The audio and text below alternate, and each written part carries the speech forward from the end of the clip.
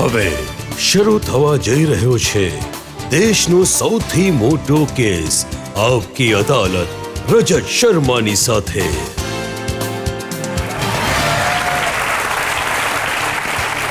નમસ્કાર, આપકી અદાલતમાં આપનું સ્વાગત છે। આપકી અદાલતમાં આજે રજૂ કરીશું ક્રિકેટની દુનિયાના એક એવા તારલાને જેણે હાલમાં જ રાજનીતિની દુનિયામાં પગરણ માંડી છે। અમે રજૂ કરીશું એક એવી પર્સનાલિટીને જેણે ક્રિકેટના મેદાનમાં પોતાના કસબ બતાવ્યા, પણ જીવનમાં હંમેશા કોઈને કોઈ વિવાદ, કોઈને કોઈ કોન્ટ્રોવર્સી એમને ઘેરી લે છે। હું આમંત્રિત કરી રહ્યો છું, સ્વાગત કરો મોહમ્મદ અઝરુદ્દીનનું।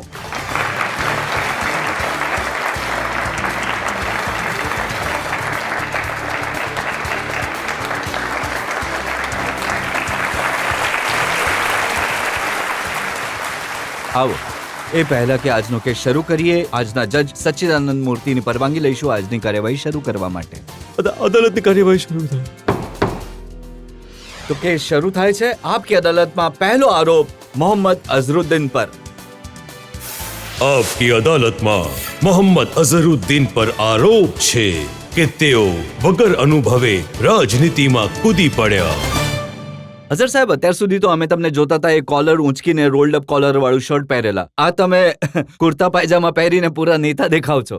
જે તમે મને આજે જ કહ્યું કે આપકી અદાલત થવાની છે, તો હું સીધો પાર્લામેન્ટથી આવ્યો, તો તમે મને તક જ નહીં આપી ટી શર્ટ પહેરવાનો, તમે મને તક જ નહીં આપી, શું થાય? અચ્છા, મેં વિચાર્યું હતું કે તમારી જે સ્ટાઇલ છે, અદા, એ બિલકુલ બદલાઈ ગઈ છે। નહીં, બદલાય તો નથી, એવી જ તો છે, બટ હવે જેવા પાર્લામેન્ટમાં તો તમે કોલર ઉચકીને જઈ નથી શકતા, ત્યાં તો હાઉસનું જે ડેકોરેમ હોય છે ત્યાં મેન્ટેન કરવું પડે છે। પણ જ્યારે પબ્લિકમાં નીકળશો તો પછી એમ જ કોલર ઊંચકીને સ્ટાઇલમાં નીકળશો? હા, કોશિશ જરૂર કરીશ। જુઓ, પબ્લિકને પણ આજકાલ એ પણ આ ડ્રેસ ઘણો પસંદ આવી રહ્યો છે, કારણ કે જ્યારે હું કેમ્પેઇન કરી રહ્યો હતો તો મુરાદાબાદમાં તો લોકોએ, જ્યારે મેં કુર્તા પૈજામા પહેર્યા તો લોકોએ કહેવા લાગે, છોકરાઓએ કહ્યું કે અઝર ભાઈ, તમે તો બહુ નહીં પહેરો, તમે ટી શર્ટ જીન્સમાં પહેરો। પણ અહીંયા જ્યારે પાર્લામેન્ટમાં આવ્યો તો લોકોએ કહ્યું કે તમે કુર્તા પૈજામા પણ ઘણા જચી રહ્યા છો, તો જે પછી તમે સુંદર એટલા છો કે જે પહેરો એ જ જચી જાય કરી શકો, એ તો આમને જ પૂછી જુઓ ને। અમે ક્રિકેટમાં તો તમારો રેકોર્ડ જોયો, જબરદસ્ત રેકોર્ડ છે, તમે કેપ્ટનશીપમાં મેચ જીતાડ્યા, બધું કર્યું, પણ રાજનીતિમાં તો તમારો કોઈ રેકોર્ડ નહોતો। 15 દિવસ પહેલા તમે પાર્ટી જોઈન કરી અને ટિકિટ લઈને સીધા મેદાનમાં ઉતરી ગયા। જી, જો જે રેકોર્ડ છે એ તો હવે બનશે ને। હમણાં તો હું આવ્યો છું પોલિટિક્સમાં, પહેલાં તો જેમ ક્રિકેટમાં હું જ્યાં સુધી તમે ટેસ્ટમાં રમ્યા હતા ત્યાં સુધી રેકોર્ડ બન્યો નહીં, તો હવે જ્યારે હું આવ્યો છું પોલિટિક્સમાં, હું એકદમ નવો માણસ છું, તો હમણાં હું રોજ જાઉં છું, જુઓ, આજે ચોથો દિવસ પાર્લામેન્ટમાં, તો ઇન્શાઅલ્લાહ શીખીશ અને પણ રેકોર્ડ બનાવવાની કોશિશ કરીશ। તો પછી અહીં આવીને તમારા સવાલનો પણ ક્રિકેટમાં તો તમારા હાથમાં કાં તો બોલ હોય અથવા બેટ હોય, તમને ખબર છે કે ક્યાં ક્યાં ફિલ્ડર ઊભા છે, પણ અહીંયા તો કંઈ ખબર નથી, અહીંયા તો લાખોની દુનિયા છે। નહીં, હું ઘણો નસીબદાર છું કે જ્યારે હું ક્રિકેટ રમતો હતો તો મને 5 લોકો સિલેક્ટ કરતા હતા, તો અહીંયા તો મને લાખો લોકોએ સિલેક્ટ કર્યો છે અને ઇલેક્ટ કર્યો, તો હું વિચારું છું કે જ્યારે એ લોકોએ ઇલેક્ટ કર્યો છે તો મને હેલ્પ પણ કરશે અને હું એમની જરૂર હેલ્પ કરીશ અને મદદ જરૂર કરીશ। મુરાદાબાદથી તો તમને કોઈ લેવા દેવા નહોતા, માત્ર એટલે કે તમે હૈદરાબાદમાં રહો છો એમાં બાદ છે, અને મુરાદાબાદમાં બાદ છે એટલે તો તમને કે ત્યાંથી કેન્ડિડેટ નથી। આમાં લેવા દેવા જરૂર છે, કારણ કે તમને ખબર નથી કે 350 વર્ષ પહેલાં જે હૈદરાબાદના એક રુસ્તમ ખાન હતા, એમણે મુરાદાબાદને કાયમ કર્યું હતું, તો મારા ખ્યાલે એમણે જે કામ છોડીને જતા રહ્યા હતા, મેં વિચાર્યું 350 વર્ષ બાદ હું કામ કરવા આવ્યો છું। એ સાચું, આ સાચી હિસ્ટ્રી છે, આ સાચું છે, કોઈ ખોટી વાત નથી। પણ 350 વર્ષ જૂની વસ્તુ તમે લોકોને યાદ અપાવી, દટાયેલા મુર્દા ઉખાડ્યા આ વખતે? ઉખાડેલા મુર્દા કોઈ છે જ નહીં, ત્યાં દેખાતા જ નથી કોઈ મુર્દા, તો આપણને નવી વસ્તુ કરવી પડશે।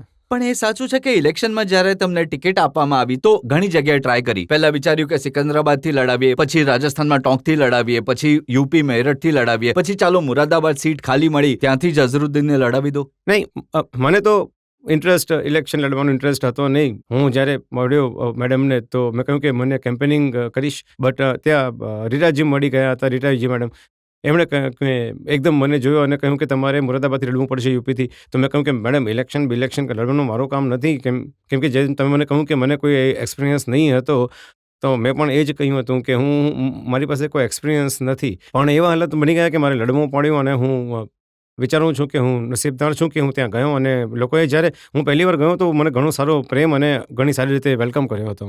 આ બધી જે કોન્સ્ટિટ્યુઅન્સીસ છે જ્યાંથી તમારું નામ ચાલી રહ્યું હતું એ આ કોન્સ્ટિટ્યુઅન્સીસ છે જ્યાં વધારે સંખ્યામાં મુસ્લિમ્સ છે. તો તમને કદાચ એટલે મુરાદાબાદમાં વોટ મળ્યા કારણ કે બધા મુસલમાનોએ એન બ્લોક વોટ આપી દીધા? નહીં, એવી કોઈ વાત નથી, કારણ કે તમે જો સ્ટેટિસ્ટિક્સમાં જોશો તો મને 60,000 થી 70,000ની વચ્ચે મને વોટ મળ્યા છે હિન્દુના. તો હું વિચારું છું કે આ પહેલી વખત ત્યાં આગળ એક સેક્યુલર ટાઈપનું ઇલેક્શન લડાયું, કારણ કે જે લોકો એવું કહી રહ્યા હતા. એમપીઝ અહીંયાના રહ્યા છે પાછળના એ બધા એકદમ લાંબી દાઢીવાળા જે એવા મૌલાના હતા એ બધા ત્યાંથી એમપી રહ્યા છે. નહીં, હવે થોડો ટ્રેન્ડ ચેન્જ થઈ ગયો છે. હવે નવા જવાન છોકરાઓ પણ આવી ગયા ને, તો જવાન છોકરાઓ જે ઈચ્છી રહ્યા છે. પણ તમે ઘણા બધા વાયદાઓ કરી રહ્યા છે મુરાદાબાદની જનતાને. નહીં, વાયદાઓ તો કર્યા છે, મેં પણ કહ્યું છે કે અહીંયા ત્યાં ઘણી સમસ્યાઓ છે. હું જ્યારે મુરાદાબાદ ગયો હતો હું સમજી ગયો હતો કે કારણ કે પિત્તરનગરી છે, સારું શહેર છે, ને લોકો કહેવા લાગ્યા કે અહીંયાથી સૌથી વધારે ફોરેન એક્સચેન્જ અહીંથી જ આવે છે ઇન્ડિયાનું. તો હું સમજી ગયો કે થોડું ડેવલપમેન્ટ થઈ રહ્યું છે. બટ હું જ્યારે ત્યાં ગયો હતો તો કોઈ ડેવલપમેન્ટ હતું નહીં. તો જો કે આખા યુપીમાં મેં કેમ્પેનિંગ કરી હતી ત્યાં તો હું દરેક જગ્યાએ જ્યાં હું કહ્યું છું ત્યાં કોઈ વિકાસ અને ડેવલપમેન્ટ નથી. તમે તમારા માટે તો પહેલી વાર આ રીતનું હશે ગામમાં જવાનું. પોવર્ટી ઘણી છે અને ઇલેક્ટ્રિસિટી વીજળીનો ઘણો પ્રોબ્લેમ છે અને બરાબર સ્કૂલ્સ નથી. હવે છોકરાઓ એટલા, જેમ કે અમે લોકો દિવસના ટાઈમે જ્યાં કેમ્પેનિંગ કરતા હતા એટલા છોકરાઓ, બટ એ કંઈ કામ જ નહોતા કરતા, ખાલી બસ સવારથી લઈને સાંજ સુધી ફર્યા કરે છે. તો હું વિચારું છું કે જો આ છોકરાઓ જે આટલા સારા દરેક છોકરામાં એક ટેલેન્ટ હોય છે અને અમને જ્યારે સારી વસ્તુની ભણવા ગણવાની જો સારી જગ્યા આપશો અને એમને સમજાવશો તો હું વિચારું છું કે દરેક છોકરો ભણી શકે છે. બટ અહીંયા કોઈ વિકાસનું કામ થયા નથી અને હેલ્થ પણ બરાબર નથી. કારણ કે તમે સાચું નહીં માનશો, જ્યારે હું એકવાર કેમ્પેનિંગ કરી રહ્યો હતો તો 2-3 મહિલાઓ અને મને ઓલમોસ્ટ મારા ખ્યાલમાં 70 થી 75 વર્ષના હતા, કહ્યું કે બેટા તમને ખબર છે કે ક્યારે વીજળી નથી જોઈ અમે જીવનમાં, અમારી ઉંમર આજે 75-73 વર્ષની છે. તો મને પોતાને ખરાબ લાગ્યું. તો હું વિચારું છું કે જ્યારે ઇન્ડિયા આટલું આગળ થઈ ચૂક્યું છે તો 21st સેન્ચુરીથી પણ આગળ નીકળી ચૂક્યું છે, તો હું વિચારું છું કે દરેક ગામ, દરેક નાના વિસ્તારમાં વીજળી તો હોવી જરૂરી છે. વીજળીનું તો ઘણું મહત્વનું વસ્તુ છે. પણ જેમ કે તમે અહીંયા જોઈ રહ્યા છો કે અહીંયા તો વીજળી નહીં હોય તો બેસી પણ નહીં શકીએ, પ્રોગ્રામ નહીં થઈ શકે, બધા કાળું દેખાશે. પણ તમે જે વાયદાઓ કહી રહ્યા છે એવા વાયદા તો નેતા હંમેશા કરે છે. જે પણ માણસ ઇલેક્શન લડવા જાય છે એ કહે છે કે તમને વીજળી આપીશ, તમને પાણી આપીશ, તમને સીવર આપીશ, સ્કૂલ ખુલશે, હોસ્પિટલ ખુલશે. તમારા પણ ભાષણ મેં સાંભળ્યા ઇલેક્શન દરમિયાન. તમે પણ આજ બિલકુલ નેતાની જેમ વાયદાઓ કર્યા છે, પણ પૂરા કરશો? ઇન્શાઅલ્લાહ હું તો પૂરી કરી શકીશ. હું એક ડિફરન્ટ ટાઈપનો નેતા છું, કારણ કે હું ખેલાડી છું. મને ખબર છે કે કેટલી મુશ્કેલીઓ આવે છે. જ્યારે હું નાનો હતો, જ્યારે રમતો હતો તો મને પણ ઘણા બધા પ્રોબ્લેમ થતા હતા. એટલું સહેલું નહીં હતું કે રમવું. ક્યારેક ઘણી વાર તો એવું થતું હતું કે હું 8-10 કિલોમીટર તો પગથી ચાલીને જતો હતો ગ્રાઉન્ડમાં પહોંચવા માટે. અને પછી સૌથી મુશ્કેલ કામ એ થતું હતું જે પ્રેક્ટિસ પછી જે ઘરે આવતા હતા ત્યાં 5-6 કિલોમીટર ચાલવું પડતું હતું. તો હું વિચારું છું કે હવે આટલું ઇન્ડિયા આગળ વધી ચૂક્યું છે તો જે છોકરાઓ હવે મારા ખ્યાલમાં મારા જેવી મહેનત છે જે હતી એ આજકાલના છોકરાઓ કરવી, મેં વિચાર્યું કે તમે લોકો કરી શકશો કે નહીં કરી શકો. બટ જો કરી શકો તો ઘણું સારું છે. બટ હું વિચારું છું કે આજકાલ એટલું સરસ મોડ ઓફ ટ્રાન્સપોર્ટ થઈ ગયું છે. નાના છોકરાઓ પાસે બાઇક હોય છે, અમારી પાસે તો સાયકલ પણ નસીબમાં ન હતી. તો તમે કહો છો કે આ બદલાયેલા જમાનામાં એક બદલાયેલો નેતા અઝરુદ્દીન મુરાદાબાદની જનતાને મળ્યો છે અને તમે વાયદાઓ પૂરા કરશો? ઇન્શાઅલ્લાહ પૂરી કોશિશ કરીશ, કારણ કે પબ્લિકે મને ચૂંટ્યો છે. તો હું વિચારું છું કે મારી એક મોરલ એકદમ રિસ્પોન્સિબિલિટી થાય છે કે હું એમનું કામ કરું. ચાલો, મુરાદાબાદની જનતા તમારી વાતને સાંભળીને ઘણી ખુશ થશે. આપણે એક બ્રેક માટે રોકાઈશું અને બ્રેક બાદ જ્યારે પાછા ફરીશું તો અઝરુદ્દીનને પૂછીશું એમના વ્યક્તિગત જીવન વિશે, પર્સનલ લાઈફ વિશે, જેને લઈને ઘણા બધા ઇન્ટરેસ્ટિંગ સવાલ છે. એક બ્રેક બાદ. અઝર સાહેબ, તમે જ્યારે વાયદો કરો છો ને કે તમે વીજળી આપશો તો લોકો કહે છે કે વીજળી તો તમારી વાઈફ છે. અરે ઘણી સારી વાત છે. જે અઝરુદ્દીનને 156 કેચ પકડીને વર્લ્ડ રેકોર્ડ ક્રિએટ કર્યો એને સંગીતા બિજલાનીએ કેચ કરી લીધો.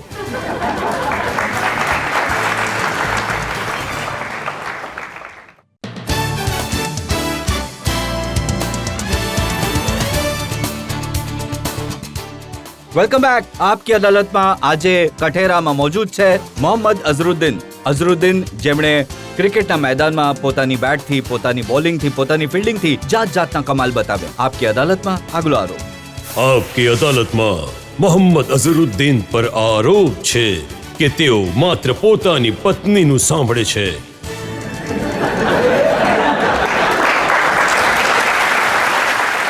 અઝર સાહેબ, મુરાદાબાદના લોકો, તમે જ્યારે વાયદો કરો છો ને કે તમે વીજળી આપશો તો લોકો કહે છે કે વીજળી તો તમારી વાઈફ છે.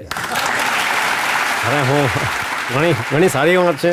એમણે પણ ઘણા કેમ્પેનિંગમાં એમણે ઘણી સારી કેમ્પેનિંગ કરી અને એમનો પણ ઘણો હાથ છે મારા જીતમાં કે એમણે ઘણી સારી જગ્યાએ ગયા અને એમણે પણ એ જે પ્રોમિસ કર્યા જ્યારે પણ એ જતી હતી એ વીજળીની જેમ જતી હતી તો સારું છે વીજળી તો આવશે જ. તો લોકો એ જ પૂછી રહ્યા છે કે તમારા જીવનમાં તો વીજળી આવી ગઈ, પણ મુરાદાબાદમાં વીજળી ક્યારે આવશે? એ તો આવશે, જરૂર આવશે ઇન્શાઅલ્લાહ. 5 વર્ષમાં કોશિશ તો અમારી એ જ રહેશે, એટલે કોશિશ તો કરી છે જેટલું જલ્દીથી જલ્દી આપીએ. હવે જુઓ, જ્યારથી એમપી બની છે ત્યારે માત્ર 10 કે 12 કલાક લાઇટ બંધ થતી હતી, હવે ખાલી માત્ર 6 કલાક જાય છે. બરાબર છે, તો એક સપ્તાહમાં આટલું કામ કર્યું તો આગળ ચાલીને તો કામ થશે જ સર. પણ એ સાચું છે કે તમારા છાતીમાં જે દિલ છે એમાં ધડકનો તમારી છે, પણ રાજ સંગીતા બિજલાનીનું છે? એ નહીં, એવી કોઈ વાત નથી. હું એમની વાત સાંભળું છું, એવું નથી કે નથી સાંભળતો, બટ એ ઓલવેઝ કમ્પ્લેન કરે છે કે હું એમની વાત વધારે નથી સાંભળતો. આ તમે ઊંધું થઈ ગયું છે અહીંયા પર. જેમ કે એમની કમ્પ્લેન હોય છે કે હું ક્યારેક સાંભળતો નથી એમની વાત. હું મને જે મરજી પડે છે હું કરું છું, પણ એવું નથી. પબ્લિકને કહી દો કે તમે તો સાંભળો છો, તમે તો બિલકુલ વાઇફના કહેવામાં સાંભળતો નથી, હું કહેતો જ નથી. જે સાંભળવાની વાત છે સાંભળું છું. જે વાત આર્ગ્યુમેન્ટ થશે તો એ પછીની વાત તો હશે. આર્ગ્યુમેન્ટ થાય છે ક્યારેક ક્યારેક? ઘણો ઓછો. તમે હંમેશા સરેન્ડર કરી દો છો. હું તો ઓલરેડી મહિલાની સામે માણસો દરેક વખતે સરેન્ડર જ, તમને તો ખબર જ છે. કેમ કે જે તમારા નાનપણના મિત્રો છે એવા લોકો સાથે મેં વાત કરી જેમની સાથે તમે બાળપણમાં સાયકલ ચલાવતા હતા, એ એમ કહે છે કે અઝર એક બિલકુલ સીધો સાદો છોકરો હતો, એને માત્ર ખબર હતી ક્રિકેટનું મેદાન, નમાઝ અને ઘર. હમણાં પણ એ જ છું. હું તો સીધો જ બિલકુલ છું, જુઓ તમારી સામે બેઠો છું. મારામાં પણ એમણે કહ્યું કે મારામાં કોઈ ચેન્જ નથી, મારા નેચરમાં તો કોઈ ચેન્જ નથી. હજી પણ જે લોકો પહેલાથી મારા દોસ્ત છે કહે છે તેમ જે વાત એવા જ છો તમે. ના, એ એમ કહે છે કે જ્યારથી સંગીતા અઝરના જીવનમાં આવી તો એમની સ્ટાઇલ થઈ ગઈ, એમની ફેશન બદલાઈ ગઈ, એમના કપડાં પહેરવાનો અંદાજ બદલાઈ ગયો, એમના લુક્સ બદલાઈ ગયા. સારી વાત છે. હીરો હું નથી બન્યો. હીરો બન્યો હોત તો ફિલ્મોમાં હોત. જો હું એ હીરો બનાવી દેતા તો ફિલ્મોમાં કહેતો, બટ હું ઠીક છું. હું શીખ્યો એમની પાસેથી, ઘણું શીખ્યો. જુઓ, જે એક્ટ્રેસ હોય છે, એક્ટ્રેસ હોય છે, એ ડિઝાઇનર્સ હોય છે, તે દરેક વખતે એમને ખબર જ પડે છે કે શું કરવું શું નહીં. તો હું એમની સાથે જરૂર શીખ્યો છું અને મને પણ શીખવાડ્યું છે ઘણું. એમણે તમને શું શીખવાડ્યું? એમણે શીખવાડ્યું, આઈ મીન, જેમ કે હું પહેલાં તો સ્ટાઇલિશ કહી શકતો હતો. હા, થોડા સ્ટાઇલ બાઇલ અને થોડા કપડાં પહેરવાનું પણ એમણે પણ મારાથી ઘણું બધું શીખ્યું. તમે શું શીખવ્યું? મેં એમને એક જ વસ્તુ શીખવી છે, બસ એક જ વસ્તુ દરેક વખતે કહેતો હતો કે હું સીધો સ્લીપ પોઈન્ટ પર, હું દરેક વખતે પૂછતી કે તમે ક્યારે કહો છો, હું સ્લીપ પોઈન્ટ પર આવીને ઊભો રહી જાઉં છું. બસ આ જ શીખવું ઘણું છું, બીજું કંઈ. પણ એ પણ સાચું છે કે એમના આવ્યા પછી તમારા જીવનમાં જાતના બદલાવ આવ્યા? નહીં, હું નથી વિચારતો કે કોઈ એવા વધારે બદલાવ આવ્યા. કારણ કે ક્રિકેટ રમતો હતો ત્યારે અમે સેમ હતો. થોડું આઈ મીન ક્રિકેટ ગેમ વધારે આગળ વધવા લાગી અને ટેલિવિઝન પર વધારે એમાં આવવા લાગ્યું. કારણ કે 93 કે 94 પછી જ વધારે ગેમ ઇન્ડિયન ટીમના જે પણ ચેલેન્જ હતા, મોટી ચેલેન્જ આવવા લાગી અને કારણ કે ગેમ વધારે સારી થવા લાગી અને લોકોને જોઈ રહ્યા હતા તે ઠીક હવે ટીવી પર વધારે જોતા હતા. એ પણ સાચું છે કે તમે થોડા શાય હતા, શર્મિલા હતા, ઓછા લોકો સાથે હળતા મળતા હતા, પછી તમે વધારે લોકો સાથે મળવાનું શરૂ કર્યું? હું હજી પણ શર્મિલો છું. હું હજી પણ ઘણા ઓછા લોકોને મળું છું. હું હજી પણ ઘણા લોકોને, જેમ મિત્રો છે મારા, ઘણા ઓછા મિત્રો છે જે પણ રહેતા હતા એમને જ મળતો હતો. કારણ કે રમતી વખતે તો એટલી તક મળતી નહોતી વધારે, અને કારણ કે ગ્રાઉન્ડથી રૂમથી ફંક્શન જે પણ થતું હતું ત્યાં જ થતું હતું. શું કારણ હતું કે તમે એક ફિલ્મ સ્ટાર સાથે જ લગ્ન કર્યા? જો હું વિચારું છું કે હું જ્યારે નાનો હતો, તમને કિસ્સો કહીશ. જ્યારે હું મમ્માને કહેતો હતો કે મમ્મા બેટા તું કંઈક લઈને આવજે ને આપણે બજારથી, તો હું લેવા માટે ગયો હતો. હું નાના સાથે રહેતો હતો અને મને તો ફિલ્મ જોવાની બધું મનાઈ હતી. એમને લોકોને અલાઉડ ન હતું. ત્યાં શોરે પિક્ચર રિલીઝ થઈ હતી, તો એક જગ્યા પર ડાયલોગ ઊભો આવી રહ્યા હતા. હું ઊભો રહીને સાંભળવા લાગ્યો. તો મમ્માએ નોકરને મોકલ્યો કે જા, આટલી વારથી શું થઈ રહ્યું છે. તો મને ખબર ન હતી. એ અમારી સામે આવીને ઊભો રહી ગયો. નોકર આવ્યો, મારી આગળ નીકળી ગયો. પછી પોતે પાછો જતો રહ્યો. મેં એવું વિચાર્યું કે તું કે આ કેમ આવ્યો, શું કામ નહીં. બટ હું જ્યારે ગયો તો સારી મારી મારપીટ થઈ. પછી મને વિચાર્યું કે આટલું દૂર કેમ નહીં, અહીં જ રાખી લઉં. તો માએ જે ફિલ્મો જોવા માટે તમારી પિટાઈ કરી હતી, તો તમે ફિલ્મ કરવા વાળીને જ ઘરે લઈ આવ્યા, કહી શકો. સારી વાત છે. અને મેં સંગીતાજીનો એક ઇન્ટરવ્યૂ વાંચ્યો જેમાં એમણે કહ્યું કે પહેલી જે મુલાકાત થઈ જ્યારે એડ ફિલ્મ તમે બંને સાથે કરી, તો એ સમયે કોઈ ખાસ દોસ્તી, કોઈ ખાસ પ્રેમ નહોતો થયો? નહીં, એ સમયે તો હું એકદમ ઘણો યંગ હતો. તો તમે જેમ તમે કહ્યું કે એકદમ શાય છોકરો હતો, હું ઘણો શાય છોકરો હતો એ સમયે.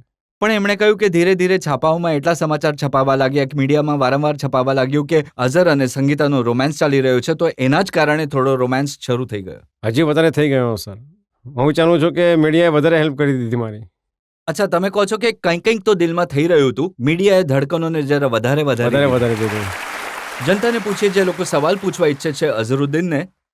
જે તમે અઝરજી, જ્યારે તમને સંગીતાજી સાથે જ્યારે પ્રેમ થયો, મોહબ્બત થઈ એમ કહેવાય છે, એ પછી રમવામાં તમારું જરાય મન નહોતું લાગતું? નહીં, બિલકુલ નહીં. તમે જોઈ લેજો, રેકોર્ડ લગાડીને જોઈ લેજો. રેકોર્ડ જે સ્ટેટિસ્ટિક્સ હશે એ તમને જાતે જ ખબર પડી જશે. એ સમયે કેટલો સ્કોર, કેટલા 100 બન્યા અને કેટલી મેચીસ જીતી. કારણ કે પછી હું કેપ્ટન, મને કેપ્ટનશીપ 97માં મને 96માં મને કાઢવામાં આવ્યો હતો. તો એના પછી હું કેપ્ટન બન્યો, 2 વર્ષ પછી બન્યો અને એ દરમિયાન મેં 8 કે 10 ટુર્નામેન્ટ જીતી. પણ મને એક જ દુઃખ છે કે ધ વર્લ્ડ કપ નહીં જીત્યો. એ એક મારી રિગ્રેટ થઈ ગઈ. જો ક્રિકેટમાં હશે તો એક નહીં. કોઈકે તો મને કહ્યું કે જે અઝરુદ્દીને 156 કેચ પકડીને વર્લ્ડ રેકોર્ડ ક્રિએટ કર્યો, જી. એને સંગીતા બિજલાનીએ કેચ કરી લીધો. સાચી વાત છે. જ્યારે રિસર્ચ કરી રહ્યો હતો તો મને એ પણ ખબર પડી કે તમને જૂના ફિલ્મી ગીતો પસંદ છે, અને ખાસ કરીને સેડ સોંગ્સ. જે થોડા ઘણા સારા પહેલાના જે ગીતો હોય છે ને એમાં વધારે અર્થ હોય છે. આજકાલના ગીતોમાં ઘણા ઓછા અર્થ હોય છે. અને અને હું શરૂથી જ જુઓ, નાના ટેપ રેકોર્ડર હતા. પહેલાં તો ટીવી હતું નહીં, કંઈ હતું નહીં, તો એમ જ સાંભળતા હતા. તો વધારે એ જ ગીતો આવવાના હતા, તો એ જ ગીતો ઝેનમાં થઈ ગયા. અને સંગીતાને આવા ગીતો બિલકુલ પસંદ નથી. બિલકુલ પસંદ નથી. તો એટલે તો હું ચલાવતો જ નથી એવા ગીતો. હું મારામાં જ તો તમે એમની પસંદના ગીતો ચલાવો છો કે પોતાની પસંદના? નહીં, આજકાલ ગીતો બિલકુલ નથી ચલાવતા. જ્યાંથી પોલિટિક્સમાં આવ્યો કોઈ ગીતો નથી. બીજા ગીત મગજમાં એક જ આવે છે, બસ કંઈક ને કંઈક લોકોને માટે કરીએ, અને ઘણું વધારે હું એ જ વિચારું છું હવે આજકાલ. તમે ઘણા મુશ્કેલ દિવસો જોયા છે. તમે એવો સમય હતો જ્યારે તમે એક બેંકમાં કામ કરતા હતા, 800 રૂપિયા તમારો પગાર હતો, અને એ સમયે તમારા ઘણા બધા મિત્રો હતા જેમની સાથે તમે ક્રિકેટ રમતા હતા, જેમની સાથે સાયકલ પર જતા હતા. એવા લોકો સાથે તમારી આજે પણ મુલાકાત થાય છે, વાતચીત થાય છે? જ્યાં જરૂર મળું છું. જે મારા જૂના મિત્રો છે, પણ ક્યારેક જ્યારે હૈદરાબાદ જાઉં છું તો મળું છું. બટ થોડા મિત્રો જે બહાર જઈ ચૂક્યા છે, થોડા લોકો અહીં કામ કરે છે, તો મને ઘણું સારું લાગે છે એમને મળીને. કારણ કે મને યાદ છે કે મારા એક બે દોસ્ત, જે હું એમની સાથે દરરોજ અમારી જે કોલેજમાં હતા, સ્કૂલમાં હતા, ઘણી મેચીસ એમની સાથે હું રમ્યો, અને સાથે જ વધારે હતો એ પણ કેમ્પેનિંગ કરવા માટે આવ્યા હતા. મને ખુશી થઈ. એમનું નામ પવન કુમાર હતું એમનું. ઘરના લોકો શું ઈચ્છતા હતા? તમે ક્રિકેટમાં મન લગાવો કે ભણવામાં? નહીં, મને ક્યારે પણ કોઈએ ઘરમાં રાખ્યો જ ન હતો કંઈ કરવા માટે. હું સારી ક્રિકેટ રમી રહ્યો હતો, તો દરેક વખતે એન્કરેજમેન્ટ હતું. કારણ કે મને ઘણી બધી જગ્યા પણ યાદ છે. પપ્પા જ્યારે એમ લોકોના નિઝામ કોલેજમાં મેચ રમતા, તો પપ્પાની ઓફિસ ત્યાં રસ્તા ઉપર જ હતી. તો જ્યારે પણ ઓફિસથી કોલેજની સામે પસાર થતા હતા તો જોતા હતા કે જો અમારી નિઝામ કોલેજની બેટિંગ હોય છે, તો એ ત્યાં જ આવીને જોતા હતા. અડધો દિવસ મેચ જોઈને પછી ઓફિસ જતા હતા. અને જે ગ્રાન્ડફાધર હતા મારા નાના, તો દરેક વખતે રોજ મેચ જોવા આવતા. તો જેમ તમને એન્કરેજમેન્ટ મળ્યું હતું, તમે તમારા બાળકોને એન્કરેજ કરો છો ક્રિકેટ? જરૂર એન્કરેજ કરું છું. હું ક્યારેય કોઈને ફોર્સ નથી કરતો, કેમ કે મેં એમને બાળકોને જ કહ્યું કે જો તમને લોકોને ઇન્ટરેસ્ટ છે રમવામાં, તો આ ગેમ રમો. જો ઇન્ટરેસ્ટ નથી, તો જો હું રમ્યો છું એટલે એવું નહીં સમજતા કે પપ્પા રમ્યા છે તો હવે હું પણ હવે રમી શકીશ. પણ જો તમારામાં ઇન્ટરેસ્ટ છે, જો તમે સારું રમવા ઈચ્છો છો, તો જરૂર રમો. તો હવે બંને છોકરાઓ રમી રહ્યા છે. કેવું રમે છે? તમે કઈ રીતે રેટ કરો છો બંને દીકરાની? એમની તો ગેમ બિલકુલ અલગ છે. એક લેફ્ટ હેન્ડર છે, એક રાઈટ હેન્ડર છે. જે મોટો છોકરો છે તો અટેકિંગ પ્લેયર છે. કદાચ મારાથી પણ સારો કહેવાય, હું આશા રાખું છું. તમને લાગે છે કે એ પણ સારા પ્લેયર બનશે એક દિવસ? જો એમની મહેનતની ઉપર છે, મહેનત કરશે અને કોન્સિસ્ટન્સી જો સ્કોર કરતા રહેશે તો એ સિલેક્ટ. તો તમારી કોચિંગ મળે છે એમને? હા, હું કોચિંગ કરું છું. તો અમે થોડા દિવસોમાં જોઈશું રિઝલ્ટ તમારી કોચિંગનું કેવું પરિણામ આવે છે. જો મારી કોચિંગ તો બરાબર છે, રિઝલ્ટ એમનું કામ છે. હું એમની જગ્યાએ કે જઈને રમી નથી શકતો. બટ ઘણું સારું શીખી ચૂક્યા છે એ લોકો. સારું શીખ્યા છે એ લોકો. અંકલ, તમને રજત અંકલ કેવા લાગે છે? રજત અંકલ તો ઘણા ફિટ થઈ ચૂક્યા છે. મારાથી પણ વધારે ફિટ, મારાથી પણ વધારે પાતળા દેખાઈ રહ્યા છે. બટ રજત અંકલનું વેઇટ ઘણું ઓછું થઈ રહ્યું છે. એમણે ઘણી મહેનત કરી છે. જુઓ, તમે ઘણા સારા અને સુંદર દેખાઈ રહ્યા છો. હું તો એ જાણવા માંગુ છું કે તમારી આ જે ફિટનેસ છે, તમારી જે આ ચુસ્તી છે, તમારા જે ચહેરા પર ચમક છે, એનું રહસ્ય શું છે? એનો રાઝ એ જ છે કે હું પોતાની જાતને ઘણો કંટ્રોલ મારી જે હેબિટ જે છે ફૂડ ઇટિંગની હેબિટ જે છે તમે કહો છો એ ઘણા કંટ્રોલ છે.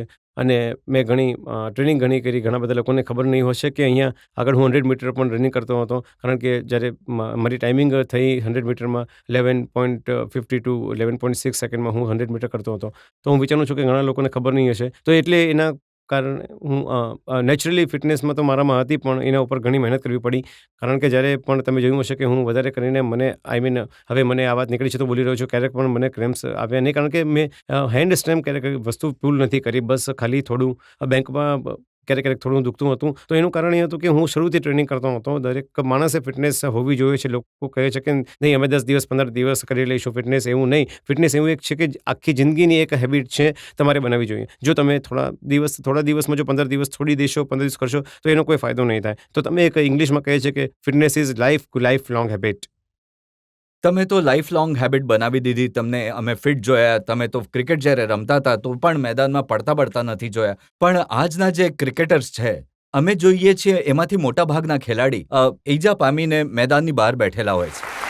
હા, થોડું ઘણું આજકાલ શું થાય છે એટલી ક્રિકેટ એટલી વધારે થઈ ગઈ છે કે તમને લાગે છે કે થોડું પણ ઇન્જર થઈ જાય છે તો ફોર એક્ઝામ્પલ તમને એક બે મેચ સ્ટે લઈને પછી રમી શકો છો તો તમારી ઇન્જરી સારી થઈ શકે. તો હું વિચારું છું કે અહીંયા જે પ્લેયર્સ હોય છે જે અનફિટ પણ હોય છે તો મારી મેચ રમી લે છે. કારણ કે એ ઇન્જરી એગ્રીવેટ થઈ જાય છે. એ વિચારે છે કે અમે 2 મેચ નહીં રમ્યા, જો અમારી જગ્યા પર બીજો કોઈ પ્લેયર રમી ગયો સારું રમી લેશે તો મારી ફરીથી શરૂથી સ્ટાર્ટ કરવું પડશે. એનું કારણ જ એ છે. તો હું એ જ કહીશ કે જો તમારા સારા પ્લેયર છો, તમારી ક્રિકેટ પર તમારી સેલ્ફ બિલીફ છે કે તમે સારું રમો છો, તો જો તમે ઇન્જર છો તો હું વિચારું છું કે તમે ટીમને કહી દેવું જોઈએ કે હું ઇન્જર છું, હું નથી રમી શકતો. કારણ કે આનાથી ટીમને પણ બેનિફિટ થશે, તમને પણ બેનિફિટ થશે. અને જેવું કે લોકો આજકાલ જે ઇન્જર થઈ રહ્યા છે હું એ જ વિચારું છું કે એ પ્લેયર્સ એક વિચારવા જોઈએ કે જ્યારે એમને ખબર છે એક સારા પ્લેયર છો, તમે કન્ટિન્યુઅસલી ઇન્ડિયન ટીમમાં રમશો વર્ષભર તો તમને એ હિસાબે ટ્રેનિંગ કરવી પડશે. કારણ કે હું વિચારું છું કે વારંવાર ટ્રેનિંગ ઓછી કે વધારે થવાથી પણ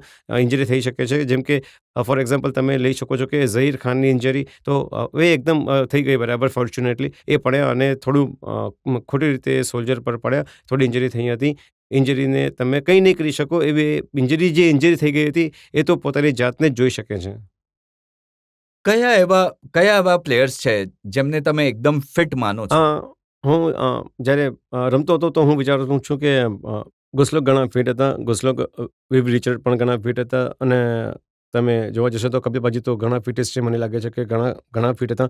અને મને યાદ છે કે જ્યારે 94માં જ્યારે અમે છેલ્લી મેચ રમી હતી એ સમયે પણ જ્યારે રનિંગ બિટવીન ધ વિકેટ્સ રમતા હતા ત્યારે પણ અમારી સાથે બિલકુલ બરાબર રીતે કરતા હતા. અને પ્લેયર્સ જુઓ, ઓસ્ટ્રેલિયન પ્લેયર્સ પણ ઘણા ફિટ હોય છે, પણ ઘણા સારા હોય છે. પણ હું વિચારું છું કે ઇન્ડિયન ટીમ્સમાં એક કેફ અને ઘણા સારા ફિટ છે પ્લેયર, બટ અનફોર્ચ્યુનેટલી એમને વધારે તક નથી મળી. અને મને લાગે છે કે એમને આપવી જોઈએ તક. આપણે વધુ એક બ્રેક માટે રોકાઈશું અને બ્રેક પછી પાછા આવીશું તો વાત કરીશું અઝરુદ્દીન સાથે એ આરોપો વિશે જે એમની ઉપર ઘણા વર્ષોથી લાગ્યા છે. 9 વર્ષ સુધી તમારી ઉપર જાતના આરોપો લાગતા રહ્યા. મેચ ફિક્સિંગનો આરોપ, કોઈ કે અંડરવર્લ્ડનો આરોપ લગાવ્યો, પણ તમે કંઈ બોલ્યા નહીં. હું વિચારું છું કે જે ઇન્ક્વાયરી થાય છે એ વન સાઇડેડ ઇન્ક્વાયરી થાય છે.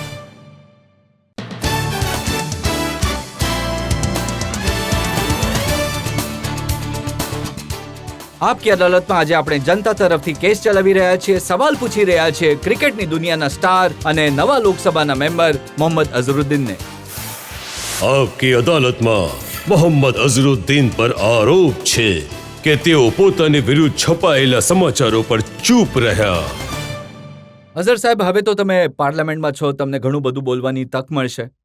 9 વર્ષ સુધી તમારી ઉપર જાતના આરોપો લાગતા રહ્યા. મેચ ફિક્સિંગનો આરોપ, કોઈ કે અંડરવર્લ્ડનો આરોપ લગાવ્યો, પણ તમે કંઈ બોલ્યા નહીં. જો હું ક્લેરિફિકેશન આપવાની જરૂર એટલે ન હતી કારણ કે આજે આરોપો જે હતા એ કોઈ સાચા હતા નહીં. અને મને તમે જોઈ રહ્યા છો મારી અગેન્સ્ટમાં કોઈ એજન્સી કોઈ કેસ નથી. તો હવે એના સવાલો પર હું વિચારું છું કે એના સવાલો પર બોલવાની જરૂર છે જ નહીં. મારી જ્યારે ઉપર કોઈ કેસ જ નથી. મેં બોર્ડની અગેન્સ્ટમાં કેસ કર્યો કારણ કે એમણે બેન કર્યો હતો. તો મારી વિરુદ્ધ કોઈ એજન્સીનો કેસ નથી કોઈ કંઈ પણ તમે જે કેસ કર્યો છે એમાં તો તમે જે લાઈફ ટાઈમ બેન લગાવ્યો છે ક્રિકેટમાં એને ચેલેન્જ નહીં, કર્યો જરૂર જરૂર છે. એ જનતાને કહેવું જોઈએ કે તમે શું ચેલેન્જ કર્યું છે અને નહીં, કેમ ચેલેન્જ કર્યું. ચેલેન્જ કરી છે. બોર્ડે ડિસિઝન લીધું, જે કેસ કર્યો છે એમના જે રૂલ્સ છે એ બિલકુલ રૂલ ફોલો નહીં કરે, અને જે નેચરલ જસ્ટિસ હોય છે તો બિલકુલ ફોલો નથી કરી. તરત નથી આપી મને કે હું પ્રૂવ કરું. બસ ખાલી એક લેટર આવ્યો કે તમે પ્રૂફ કરી શકો છો, તમારું ઇનોસન્સ તમે લેટરમાં કહી દો. તો લેટરમાં તો હું લખીને આપી શકું છું, બટ કોઈ પોતાની જાતને પ્રૂફ જ્યાં સુધી તમે લોકો સાથે વાત નહીં કરો તો તમે પ્રૂવ નહીં કરી શકો. હું વિચારું છું કે તમે જ્યાં ઇન્ક્વાયરી થાય છે એ વન સાઇડ ઇન્ક્વાયરી થાય છે, જ્યાં સુધી મારો ખ્યાલ છે. પણ ઘણા બધા એવા લોકો હતા કમિટીમાં હતા, જી એમણે કહ્યું કે આજે મુકમ્મલ મોરારનું જી. મેં નિવેદન જોયું, એ એમ કહે છે કે અઝરુદ્દીનની વિરુદ્ધ જે બેટિંગના મેચ ફિક્સિંગના ચાર્જિસ લાગ્યા હતા એ ઠીક નહોતા, હવે એમણે બેન હટાવી દેવો જોઈએ. એમણે એમનો જે લેટર જે છે બોર્ડને ગયો હતો ત્યારે ઇન્ક્વાયરી સમયે ત્યારે 3 લોકો હતા, મિસ્ટર મુતુરાજ અને રામપ્રસાદ હતા.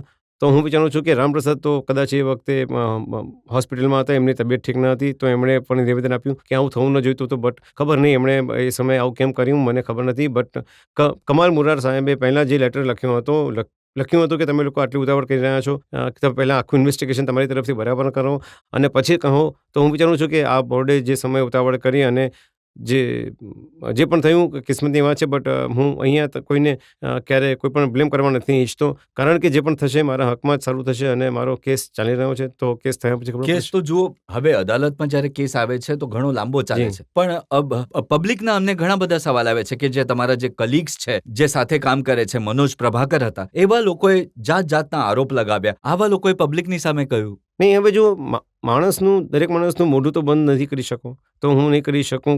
કોઈ હવે પોતાના અગેન્સ્ટમાં બોલી શકે છે, કોઈ પણ તમે અહીંયા પબ્લિકમાં પણ બોલી શકો છો, નહીં આવું કેમ કર્યું. તો જ્યાં સુધી તમે પ્રૂવ નહીં કરશો તો એ કોર્ટમાં કેસ ચાલી રહ્યો છે એના વિશે વધારે હવે હું એટલું એના વિશે વિચારતો પણ નથી. પણ એ સમયે વિચારતા હતા, તકલીફ થતી હતી. નહીં, પહેલાં 1 વર્ષ 1.5 વર્ષ સુધી એમ સારું નહીં લાગ્યું, બટ એના પછી યુઝ ટુ થઈ ગયું. મેં વિચાર્યું કે નસીબની વાત છે, બટ પેશન્સ ઘણું વધારે છે મારા તો પેશન્સ જે છે એ આખરે સફળતા તમને અપાવે છે. કારણ કે જ્યારે ઇલેક્શન થયું ત્યારે પણ મેં જોયું, નરેન્દ્ર મોદી જ્યારે મોરાદાબાદમાં કેમ્પેન કરવા ગયા તો એમણે એ જ સવાલ ઉઠાવ્યો કે એક માણસ જેના પર આવા આરોપ લાગ્યા છે, જે માણસે દેશની વિરુદ્ધ કામ કર્યું છે, એને કઈ રીતે તમે વોટ આપી શકો. પબ્લિકે તો આપ્યા છે, તો પબ્લિક સમજી વિચારીને આપે છે. આજકાલની પબ્લિક તો જો હું વિચારું છું કે જો કોઈ તો પબ્લિક તો જરૂર વોટ તો બિલકુલ નહીં આપતી મને, કારણ કે પબ્લિકને તો ખબર જ છે શું સાચું છે શું ખોટું નથી, અને 3 લાખ વોટ લેવા ઘણી સહેલી વાત નથી. એ વાત સાચી છે, આપણે ત્યાં તો કહેવાય છે ये जो પબ્લિક है ये सब जानती है. જી કરેક્ટ સાચું કહ્યું તમે. પણ તમે ક્યારેક ક્રિકેટ કંટ્રોલ બોર્ડના અધ્યક્ષને શરદ પવારને એમને મળીને એક્સપ્લેન કરવાનો પ્રયત્ન મેં કર્યો. એક્સપ્લેન કર્યું છે, ઘણી વાર એક્સપ્લેન કરી ચૂક્યો છું. બટ જો હું એવું વિચારું છું કે બધામાં મોટી જીત ત્યાં જ થઈ ગઈ હતી જ્યારે 2006માં બોર્ડે જ્યારે બધા કેપ્ટન્સને ફેસિલિટેટ કર્યા હતા, તો મને પણ બોલાવ્યો હતો. તો હું ઘણો ખુશ થયો હતો કે બોર્ડે જો બોલાવ્યો છે. જો કંઈક ખોટું કર્યું હોત તો જો એવું કંઈ ખોટું હોત તો હું વિચારું કે બોર્ડે મને બોલાવવું નહીં જોઈતું હતું, તો મને બોર્ડે બોલાવ્યો અને ઘણા કેપ્ટન્સની સામે મને ફેસિલિટેટ કર્યો. તો ઘણી ખુશી થઈ, સારું લાગ્યું, અને ખુશ થયો કે એટલીસ્ટ બોર્ડે પોતાની ભૂલને ત્યાં આગળ માની રહ્યું છે, હું વિચારું છું. બોર્ડે ભૂલ માની, પણ જે તમારા પર બેન લગાવ્યો તો એને વિડ્રો ન કરે. નહીં, તો કેસ તો ચાલી રહ્યો છે ને, તો હવે તો કેસ તો કોર્ટમાં છે, કેસ ઇન્શાઅલ્લાહ થઈ જશે. અને હવે જે ડિમાન્ડ ઉઠી છે કે આ બેન હટાવી લેવો જોઈએ, તમને લાગે છે કે એની કોઈ અસર થશે? અઝરુદ્દીનને દેશની જનતાએ ઇલેક્ટ કરીને પાર્લામેન્ટમાં મોકલ્યા છે. નહીં, એ તો ખબર નથી. હવે કોર્ટમાં જે થશે, નિર્ણય જે હશે, તો એનાથી અલગ તો હું એના વધારે બોલી નહીં શકું હવે, કારણ કે જે કોર્ટમાં જે છે એના વિશે વધારે બોલવું પણ સારું નથી ને, એટલે સારું ન કહેવાય. તમને એ વાતનું દુઃખ નથી કે તમારી જે સર્વિસીસ છે એનો ઉપયોગ ઇન્ડિયન ક્રિકેટ ટીમના સારા માટે થઈ શકતો હતો? અઝરુદ્દીન એક સારા કોચ બની શકતા હતા. નહીં, જરૂર થઈ શકતો હતું, કારણ કે હું વિચારતો હતો કે હજુ 1-2 વર્ષ વધારે સારું રમી શકતો હતો, કારણ કે હું જ્યારે 2000માં જ્યારે થયું હતું એકદમ સુપ્રીમલી ઘણો ફિટ હતો, કારણ કે મને ફિટનેસ પણ મેં ઘણું ધ્યાન આપ્યું હતું, અને હું ઓલમોસ્ટ યંગ પ્લેયર્સની સાથે 80-90% તો કરી શકતો હતો. પણ એવું થયું નહીં. ક્યારે આગળ કદાચ થઈ શકે છે. ઘણી વખત પ્લેયર્સ મને ફોન કરે છે અને વાત કરે છે, ક્યારેક પૂછવું હોય તો પૂછે છે, તો મને કોશિશ થાય છે કહેવા માટે, તો હું ક્યારેક પાછળતો ટિપ્સ આપો છો પ્લેયર્સ? ક્યારેક આપું છું. કોણ સૌથી વધારે ફોન કોણ કરે છે? નહીં, આવી જાય છે ઘણા નાના, હું નામ લેવા નથી ઈચ્છતો હવે. બટ પણ તમને એ વાતનું દુઃખ થયું હશે કે તમે 99 ટેસ્ટ રમ્યા અને 100મી રમી ના શક્યા. હું વિચારું છું કે આ પણ એક રેકોર્ડ છે 99 ટેસ્ટ મેચ. આજકાલના જમાનામાં 99 પર તો કોઈ આઉટ થશે નહીં. ટેસ્ટ મેચ 99 ટેસ્ટ મેચ તો હવે તમે જુઓ એકાદ ટેસ્ટ મેચ રમાડીને કહેશે કે હા ભાઈ તમે હટી જાઓ, પણ આવું નહીં થશે. તો હું સમજુ છું કે એક રેકોર્ડ છે 99 એને એક બ્રેક કરવું પણ ઘણું મુશ્કેલ થઈ જશે. જી હા. તમે પૂછવા ઈચ્છો છો? હા. સર, તમે જ્યારે તમારી ઉપર ક્રિકેટ માટે ઇન્ટરનેશનલ બેન લાગ્યો હતો રમવા માટે, તો સર તમે એ વસ્તુને કઈ રીતે રિકવરી કરી? સર, તમારી લાઈફ પર કેવી ઇફેક્ટ પડી હતી વસ્તુની? નહીં એમાં ઇફેક્ટ નહીં પડી. બેટ અને બોલને બેટને હાથ લગાડી નહીં શક્યો એ ઇફેક્ટ થઈ. બીજી તો કંઈ ઇફેક્ટ નહીં થઈ. બટ ખરાબ લાગ્યું કે આવું થઈ ગયું. આવું થવાની જરૂર હતી નહીં, પણ મારી કોઈ ભૂલ હતી નહીં આમાં. પણ હવે જે થયું હવે નસીબની વાત છે, જે આવું થઈ ગયું. પણ મેં પેશન્સ રાખ્યું અને મેં ઘણી એકદમ સારી રીતે વર્તણૂક કરી. મેં ક્યારેય કોઈની ઉપર બ્લેમ નહીં કર્યો. જો હું ઈચ્છતો હતો હું કોઈને પણ અગેન્સ્ટ બોલી શકતો હતો. બટ પોતાની જે લડાઈ છે એ પોતે જ કરવી જોઈએ. જ્યારે તમે જીતશો તો એવું લાગે છે કે તમે તમારી તરફથી કરી, એવું કહી શકાય. આ વાત સાચી છે. તમારી જગ્યાએ કોઈ બીજું હોત તો ઘણું બોલ્યા જી. હોત. અને આ જ સવાલ વારંવાર મારા દિલમાં મનમાં આવે છે કે તમે કેમ ન બોલ્યા? તમે ઈચ્છ્યો હોત તો એ બધાના ધજાગરા ઉડાવી શક્યા હોત. જુઓ, જ્યારે મારા ગેમ્સમાં જે ભૂલ થઈ છે તો હું બીજાના વિશે શું કામ બોલું? હું એક વસ્તુ જ્યારે હું વિચારું છું કે મારા ગેમ્સમાં હવે જે થયું બીજાના વિશે કહેવાથી હવે કંઈ ફાયદો થશે જ નહીં ને. એમાં હું ઈચ્છું છું કે વધારે કોન્ટ્રોવર્સી વાત થાય. તો મારું જે બ્રોટઅપ જે છે એ ઘણું એકદમ ડિસેન્ટ રીતનું બ્રોટઅપ હતું. તો હું વિચારું છું કે પોતાની લડાઈ પોતે લડવી ઘણી વાર જોઈએ. એવું નથી લાગતું લોકોને કે જો આ મૌન છે, ચૂપ છે, બોલી નથી રહ્યો તો કદાચ ક્યાંક ભૂલ કરી હશે? નહીં, એવું તો નહીં લાગતું. હું વિચારું છું કે હજી પણ લોકો ક્યારેક એરપોર્ટ્સ પર જાઉં છું તો લોકો હજી પણ મને કહે છે કે હવે તમે ફિરથી ક્રિકેટ રમશો. તો મને ઘણી ખુશી થાય છે કે મને ખબર છે કે હવે હું નથી રમી શકતો. બટ તો પણ લોકોનું એવું માનવું છે કે હું હજી પણ આ ઉંમરમાં રમી શકું છું. તો હું ઘણો ખુશ થાઉં છું અને લોકોનો ઘણો આભારી છું કે હજી એ જો રીતે તમારો વિચારે જે છે. રેકોર્ડ છે અને જે સમયે આ બેન લાગ્યો એ સમય તો સૌથી સારો રેકોર્ડ હતો. સૌથી વધારે મેચ તમે જીતાડ્યા હતા, સૌથી વધારે વન ડે તમે જીતાડ્યા હતા, સૌથી વધારે કેચ તમે લીધા હતા, જી. 3 મેચ પહેલા 3 સેન્ચુરી લગાવી, તો વન્ડરફુલ રેકોર્ડ હતો. અને એ સમયે જ્યારે તમારા પર બેન લાગ્યો તો કરિયર એકદમ પીક પર હતું. જી. આવા વખતે જ્યારે બેન લાગે, આવા સમયે જ્યારે આ રીતના મેચ ફિક્સિંગના આરોપો લાગે તો તકલીફ તો થાય છે. માણસનું મન નથી કરતું કે આખી દુનિયાને જણાવી દઉં સાચું શું છે. નહીં, સાચું તો ખબર છે લોકોને ખબર છે ને, જાણે છે સાચું શું છે. તમે જુઓ બીજા દરેક કન્ટ્રીમાં આપણી જે ઇન્ક્વાયરીઝ ઇન્ક્વાયરી થઈ એમાં પણ કંઈ નીકળ્યું નહીં.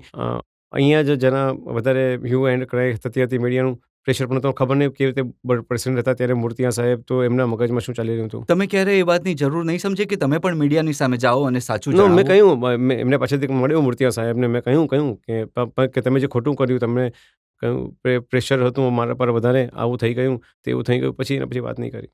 અને ક્યારે જનતા સામે આવીને મીડિયાને કહેવાનો પ્રયત્ન કર્યો? નહીં, જરૂર નહીં હતી. કારણ કે મને ખબર હતી કે મેં કાંઈ ખોટું કામ નથી કર્યું, એટલે જરૂર નથી. આપણે વધુ એક બ્રેક માટે રોકાઈશું અને બ્રેક બાદ જ્યારે પાછા ફરીશું તો અઝરુદ્દીનને પૂછીશું હિન્દુસ્તાનના ક્રિકેટ વિશે. બ્રેક બાદ. શું કારણ હતું કે તમારી કેપ્ટનશિપમાં તમે નવજોતસિંહ સિદ્ધુને કાન પકડીને બહાર કાઢી નાખ્યા હતા? નહીં, આ તો શું ખબર પત્નીને- નથી શું હતું. મેં તો આજ સુધી એમને પૂછ્યું પણ નથી, મને પૂછીશ પણ નહીં.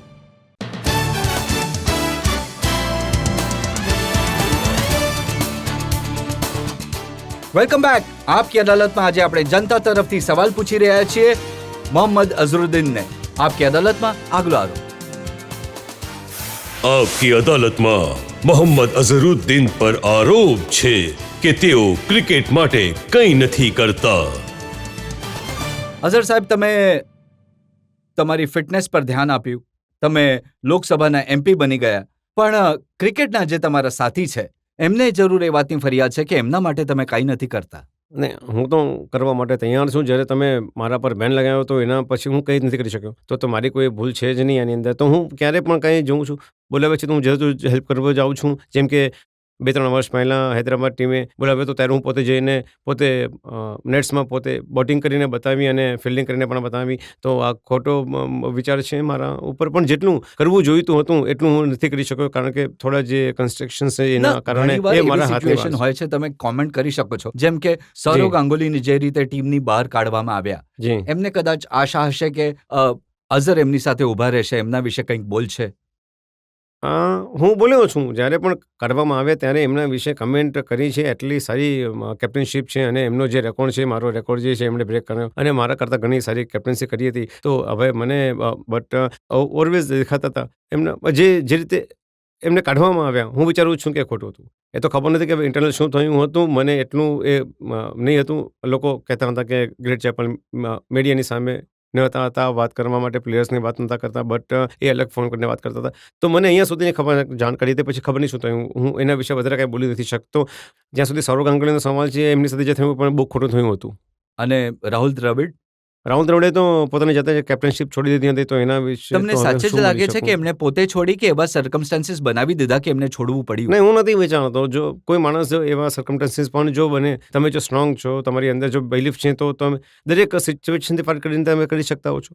જેમ કે હવે 1992માં તમે કહ્યું કે મારા વખાણ કરી રહ્યો છું, એવું નથી. પણ જ્યાં સુધી 91 અને 92માં પોતે ડિફિકલ્ટ સ્ટેજ હતું કેપ્ટનશીપનું, તો મેં જ્યારે 92માં સાઉથ આફ્રિકા પછી તો મેં કેપ્ટનશીપ છોડી નહીં.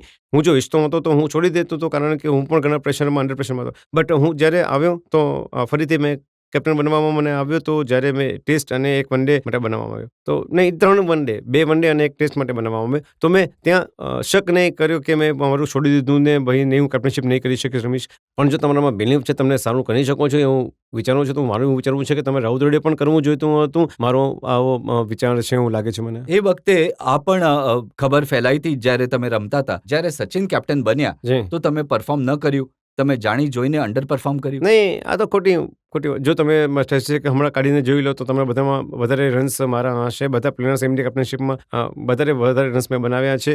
અને વન ડેમાં કદાચ મારી સાથે 100-150 રન બીજા કોઈ પ્લેયર્સના વધારે હશે, બટ ટેસ્ટ મેચમાં તો મારા રન વધારે હતા. જો તમે રેકોર્ડ જોઈને લેશો તો કેપ્ટનશીપમાં તો સૌથી વધારે રન મેં બનાવ્યા, અને બધામાં વધારે મેચીસ પણ જીતી છે મેં, અને સારું પણ કર્યું છે. શું કારણ છે કે સચિન તેંડુલકર કેપ્ટન નથી બનવા ઈચ્છતા? એમને પોતાના પરફોર્મન્સની વધારે ચિંતા છે?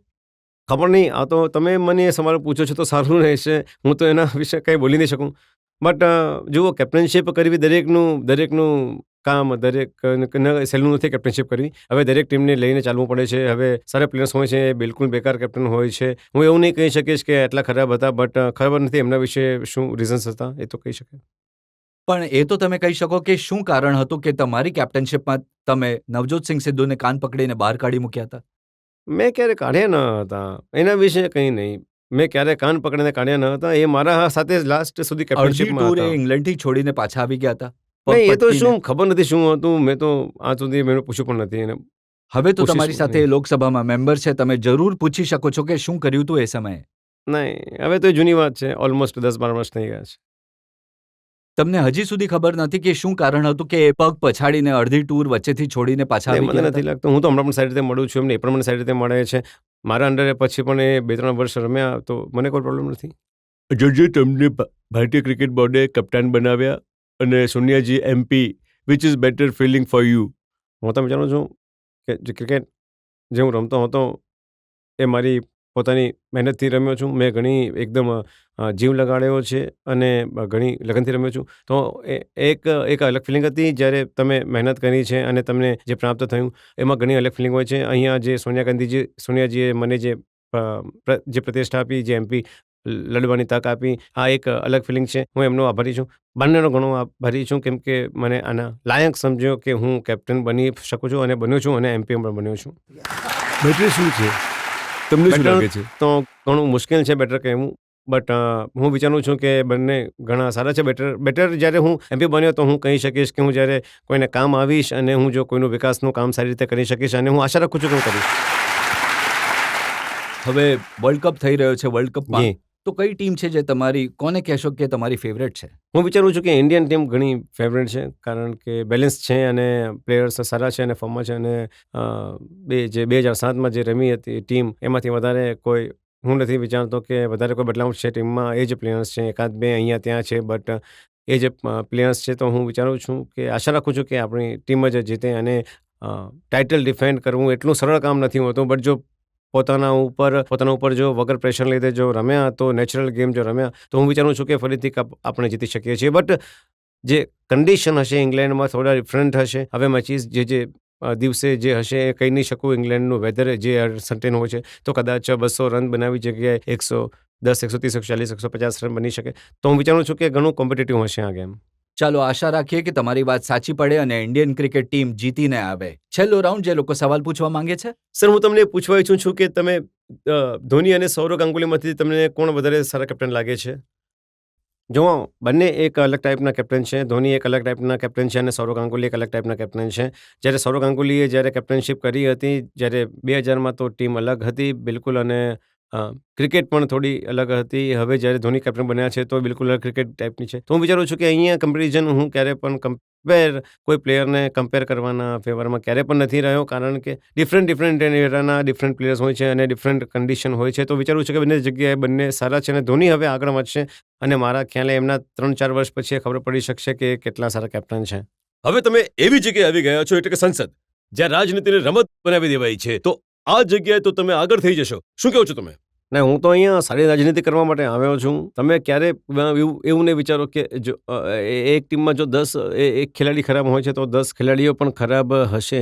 હું વિચારું છું કે અહીંયા સારું કરીશ, કારણ કે જે યંગસ્ટર જે છે, યુવા લોકો છે, ઘણા સારે છે પાર્લામેન્ટમાં, અને હું વિચારું છું કે તમે યુવા લોકોએ, તમારે લોકોએ ઘણા યંગ છોકરાઓએ જઈને વોટ કર્યો છે, તો મને લોકો સમજે છે કે કોણ સારું છે, કોણ ખરાબ છે. તો તમારા ઉપર હું એક સવાલ કરીશ કે તમે પણ સારા નેતાઓને ચૂંટો. એ ઘણું ઇમ્પોર્ટન્ટ છે. સૌથી વધારે જો ક્યાંક ફિટનેસની ઉણપ છે તો આપણે પાર્લામેન્ટમાં જોઈએ છીએ, જ્યાં લોકોના પેટ, લોકોના પગ જોઈને તો શું તમે પ્રયત્ન કરશો કે જે ફેલો એમપીસ છે એમને પણ કંઈક શીખવું? નહીં, જો જરૂર મને પૂછશે તો હું જરૂર કહીશ કે બટ મને એક એવી જાણકારી મળી છે કે ત્યાં એક નવું જીમ પણ બન્યું છે. તો હું આશા રાખું છું કે ક્યારેક જઈને જઈશ અને જોઈશ એવું થાય છે. અને જો કોઈ મારી સાથે ઇનપુટ લેવા ઈચ્છે તો કંઈ પૂછવું ઈચ્છે તો હું જરૂર એમને જણાવીશ, કે કારણ કે મારાથી ઘણા સિનિયર છે. જો હું કંઈ બોલીશ તો એ ખોટું નહીં સમજે. ના, પણ તમે ઇન્સ્પાયર કરી શકો છો પોતાની ફિટનેસથી એમને. જો તે ઇન્સ્પાયર થવા ઈચ્છતા હોય તો જરૂર ઇન્સ્પાયર કરી શકું છું. અઝર, અમે તમને દરેક પ્રકારના સવાલ પૂછ્યા, તમે ઘણી બેફિક્રીથી જવાબ આપ્યા. આપકી અદાલતમાં સમય છે એક બ્રેકનો, અને બ્રેક બાદ જ્યારે પાછા ફરીશું તો સાંભળીશું આપકી અદાલતમાં આજના જજ સચ્ચિદાનંદ મૂર્તિનો નિર્ણય મોહમ્મદ અઝરુદ્દીનના કેસ પર. મેં જે પણ કહ્યું મેં મારી તરફથી સાચું કહેવાની કોશિશ કરી, અને હું વિચારું છું કે મેં જે પણ કહ્યું સાચું કહ્યું.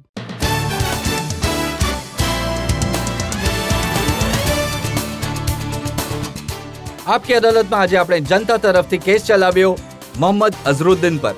આપણે અઝરુદ્દીનને પૂછ્યું એમના ક્રિકેટ વિશે, એમની રાજનીતિ વિશે, અઝરુદ્દીનને પૂછ્યું એમની પર્સનલ લાઈફ વિશે અને ક્રિકેટમાં એમની પસંદ વિશે. અઝરુદ્દીને ફિટનેસની ટિપ્સ પણ આપી. હવે સમય છે આપકી અદાલતમાં આજના જજ સચ્ચિદાનંદ મૂર્તિના નિર્ણયનો. This court has heard the allegations against Mohammad Azharuddin.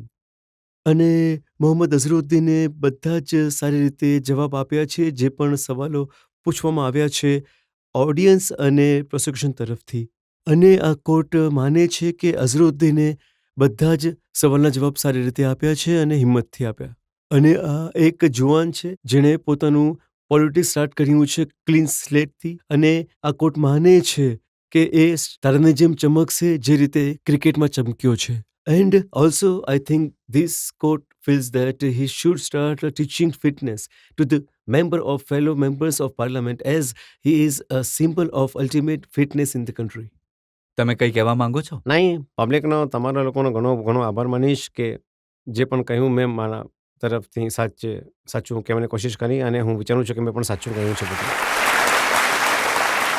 આ આશા સાથે, એ વિશ્વાસ સાથે કે મોહમ્મદ અઝહરુદ્દીન જે રીતે ક્રિકેટમાં હિન્દુસ્તાનનું નામ કર્યું હતું, જે રીતે એમણે નવા રેકોર્ડ બનાવ્યા હતા ક્રિકેટની દુનિયામાં, પાર્લામેન્ટમાં પણ એ નવા રેકોર્ડ બનાવશે અને અમુક નવા કીર્તિમાન સ્થાપિત કરશે જે આવનારી પેઢી માટે એક શીખ સાબિત થશે. આપકી અદાલતમાં આજનો કેસ અહીં સમાપ્ત કરીએ છીએ. આવતા અઠવાડિયે તમારી સાથે મુલાકાત થશે એક નવા વ્યક્તિત્વ સાથે. ત્યાં સુધી નમસ્કાર.